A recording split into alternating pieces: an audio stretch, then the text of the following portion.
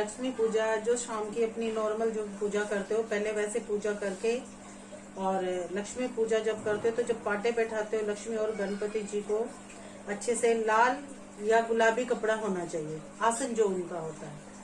उसके बाद उन्हें लक्ष्मी जी को और गणपति जी को बैठाएं। दिवाली के दिन हमेशा हल्दी और केसर का तिलक करना चाहिए लक्ष्मी जी को और गणपति जी को। उनके लक्ष्मी जी का अक्सर लोगों को नहीं पता है कि कलश क्यों भरना होता है। माता रानी का कलश भरा जाता है जिसमें आम के पत्ते लगाए जाते हैं, साथ उसके ऊपर नारियल रखा जाता है जटा वाला। दूसरा, 5 फल माता रानी के सामने जरूर रखना चाहिए, क्योंकि उससे तुम्हारे घर के अंदर काफी आखानंदी बरकत आती है। फल अक्सर होना चाहिए रामफल, शरीफा और केला, और अन्य कोई 2 ही फल तुम रख सकते हो जिसमें खट्टा फल नहीं होना चाहिए, हमेशा मीठा फल होना चाहिए, जो लक्ष्मी माता के सामने तुम्हें प्लेट में सजाकर रखने चाहिए। 5 मेवा होने चाहिए,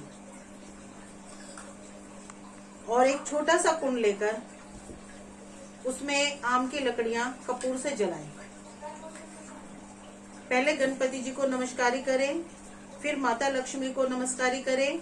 अगर आपके घर में स्वरूप नहीं है और आपके पास तस्वीर है तो आप पहले केसर और हल्दी से उनको तिलक करें। उसके बाद मोली लें, वस्त्र के रूप में आप वो उन्हें चढ़ाइए और उनसे हाथ जोड़कर विनती कीजिए कि आप ये वस्त्र के रूप में इन्हें स्वीकार कीजिए।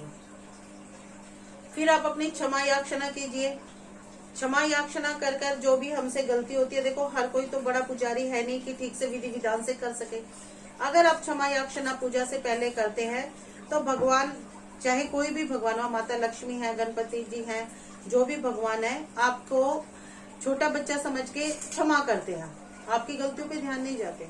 माता रानी के भोग में आपको केसर की खीर जरूर बनानी चाहिए।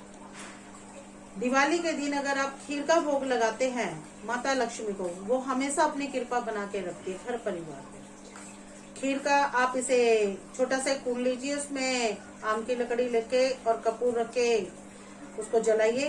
पहले आप एक जोड़ा लौंग का और एक साबुत सुपारी, जो घर का मुखिया है, सबसे पहले भोग वो डालें। उसके बाद जो भी घर, जितने भी घर के सदस्य हैं, सभी एक एक लौंग का जोड़ा अग्नि में डालें।